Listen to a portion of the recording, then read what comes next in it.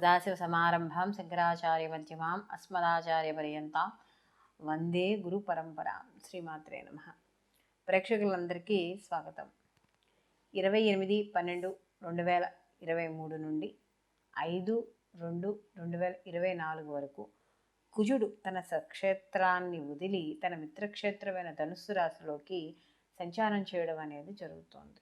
ధనుస్సు రాశికి రాశాధిపతి వచ్చి గురువు అయితే ఈ కుజుడు వెళ్ళి యొక్క మూల 4 పాదాలు, అలాగే పూర్వాషాఢ 4 పాదాలు, ఉత్తరాషాఢ 1వ పాదం మీద ఈయన ఈ 5వ తారీఖు వరకు, అంటే ఫిబ్రవరి 5 వరకు ఈయన సంచారం చేయడం అనేది జరుగుతోంది.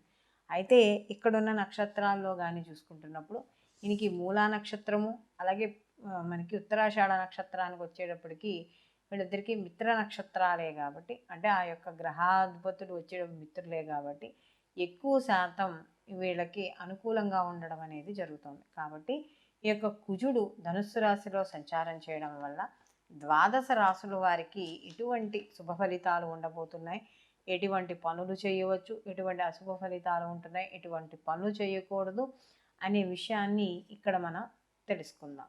వృశ్చిక రాశి వారికి చూసుకున్నప్పుడు రాశాధిపతి వచ్చి కుజుడు వీళ్ళకి ద్వితీయ స్థానంలో సంచారం చేయడం, అలాగే షష్టమాధిపతి కూడా అయ్యాడు. ఈయనే ఇక్కడ సంచారం చేయడం అనేది జరుగుతుంది. ఎప్పుడైతే కుజుడు వీళ్ళకి ద్వితీయ స్థానంలో సంచారం చేయడం అనేది జరుగుతోందో అందులో రవితో కలిపి ఈయన సంచారం చేయడం అనేది జరుగుతోంది. అయితే ఇక్కడ సంచారం చేస్తున్న స్థానం మాత్రం ఈయనకి మిత్రక్షేత్రం అయినా కూడా ఇక్కడ కుటుంబ స్థానంలోను, వాక్ స్థానంలోను, ధనస్థానంలోనూ సంచారం చేయడం వల్ల కాస్త మాట మీద పట్టు, అంటే పట్టు విడుపు అంటాం కదా, అలా అనేది ఖచ్చితంగా ఉండాలి.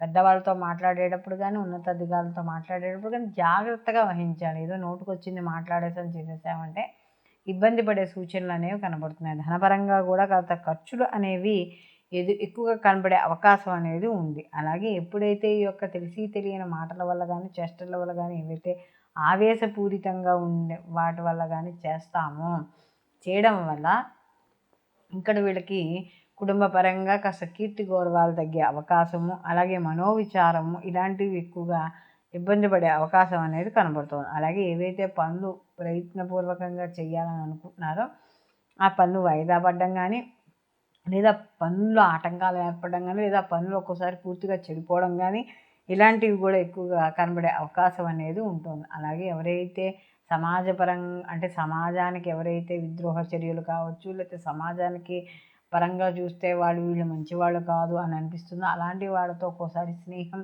చేయాల్సి వచ్చే అవసరాలు ఉంటాయి. కాబట్టి అలాంటి సహవాస దోషాలు ఏమైనా ఉంటే మాత్రం కాస్త తగ్గించుకోండి. ఇదివరకు మీరు చేసే పనుల వల్ల కావచ్చు, ప్రస్తుతం జరుగుతున్న పనులు కావచ్చు, కొంత భయాన్ని ఏర్పడే అవకాశం అనేది కనపడుతుంది. అంటే ఈ పనులు అవుతాయా అవ్వవా, ఇది ఎంతవరకు జరుగుతుంది, నేను చేస్తుంది కరెక్ట్ అవునా కాదా, కరెక్ట్ కాకపోతే మళ్ళీ ఎటువంటి పరిణామాలు వస్తాయి, ఇలా అక్కర్లేని ఆలోచనలు అనేవి ఎక్కువగా పెట్టుకోవడం అనేది ఈ యొక్క వృశ్చిక రాశి వాళ్ళకి జరుగుతుంది. విద్యార్థులకు సామాన్యంగా కనబడుతుంది.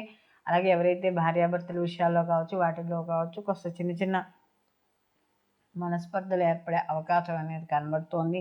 అలాగే ఇక్కడ ప్రయత్నపూర్వకంగా ఏవైతే కార్యక్రమాలు చేస్తున్నారో అవి ఆలస్యం అవ్వడం కానీ, అవి చెడిపోవడం కానీ కనబడుతుంది. కాస్త శారీరక పరంగా ఇబ్బందులు, బలహీనత, కాస్త రక్త క్షీణత ఇలాంటివి ఏర్పడే అవకాశం అనేది ఈ యొక్క వృశ్చిక రాశి వాళ్ళకి కనబడుతుంది. అయితే వీళ్ళకి ఈ కుజుడు సంచారం చేస్తున్నంతసేపు కూడా కాస్త సమాజపరంగా ఏవైతే అంటువ్యాధులు ఉన్నాయో వాటితో కానీ, చర్మ సంబంధమైన ఇబ్బందులు, కంటికి సంబంధించిన ఇబ్బందులు, వీటితో మాత్రం జాగ్రత్తలు తీసుకోవాలి. కుటుంబ పరంగా ఉండే సభ్యులు ఎవరైతే ఉన్నారో వాళ్ళతో మాట్లాడేటప్పుడు వాళ్ళ ఆరోగ్య విషయాలు ఇలాంటివన్నీ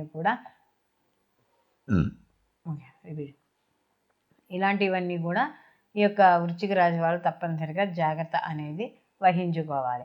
వీళ్ళు మరిన్ని మంచి ఫలితాలు పొందడానికి ఈ యొక్క వృశ్చిక రాశి వాళ్ళు ప్రతిరోజు కూడా వీళ్ళు సుబ్రహ్మణ్య ఆరాధన అనేది తప్పనిసరి. మనకి నెలలో వచ్చే 2 షష్ఠులు ఉంటాయి కదా, షష్ఠులు, మంగళవారాలు నియమాలు పాటించడం, లేదా మంగళవారాలు ఉపవాసం చేయడం, ఇలాంటివి చేయడం ద్వారా మరిన్ని మంచి ఫలితాలు పొందడం అనేది జరుగుతుంది. అయితే ఇప్పుడు మనం ఈ కుజుని యొక్క సంచారం వల్ల ద్వాదశ రాశుల వారికి ఏ విధంగా ఉంటుంది అనే విషయాన్ని మనం తెలుసుకున్నాం కదా. అయితే వీళ్ళకి ఈ యొక్క ప్రతి గ్రహానికి కూడా మనకి మార్పు చెందినప్పుడు కొన్ని గ్రహాలు ఒక నెలలో మారుతాయి, కొన్ని గ్రహాలు 45 రోజులకి, కొన్ని గ్రహాలు 18 నెలలు, ఇలా వాటి యొక్క నిడివిని బట్టి గ్రహాల యొక్క మార్పులు ప్రతి రాశిని మనకి ప్రతి రాశికి మార్పు చెందడం అనేది ఉంటుంది. ఆ మార్పు చెందినప్పుడు ఇక్కడ ఏమవుతుందంటే కొన్ని రాసుల వారికి శుభ ఫలితాలు, కొన్ని రాశుల వారికి అశుభ ఫలితాలు అనేవి ఖచ్చితంగా కనబడతాయి. అందరికీ ప్లస్ పాయింట్లు ఉండవు, అలా అని చెప్పి అందరికీ మైనస్ పాయింట్లు ఉండవు. ఏదో ఆ సమయం ఏదైతే ఆ గ్రహం ఎన్ని రోజులైతే ఎన్ని నెలలైతే అక్కడ సంచారం చేస్తుందో ఆ సంచారిస్తున్న సమయంలో ఆ గ్రహం మాత్రమే ఇచ్చే అశుభ ఫలితాలు శుభ ఫలితాలుగా మనం చెప్పుకుంటున్నాం. అయితే కానీ పూర్తిగా ఇవే ఫలితాలు పూర్తి స్థాయిలో ఉంటాయి అని చెప్పుకుందుకు లేదు. ఎందుకంటే దీంతో పాటుగా జన్మరాశి ఫలితాలు కూడా ఉంటాయి, అంటే మనం వ్యక్తిగత జన్మజాతకాలు కూడా ఉంటాయి. కాబట్టి దీనితో పాటు వాటిని కూడా పరిశీలనలోకి తీసుకోవాలి ఈ యొక్క రాశులతో పాటు. కాబట్టి ఈ యొక్క మనం ఇందాక చెప్పుకున్నవన్నీ కూడా మీకు గోచార ఫలితాలతో పాటు మీ జన్మజాతకాలకు కూడా అనుసంధానం చేసుకుంటూ మాత్రమే ఈ యొక్క మీరు ఈ యొక్క వాటిని పరిశీలనలోకి అనేది తీసుకోవాలి.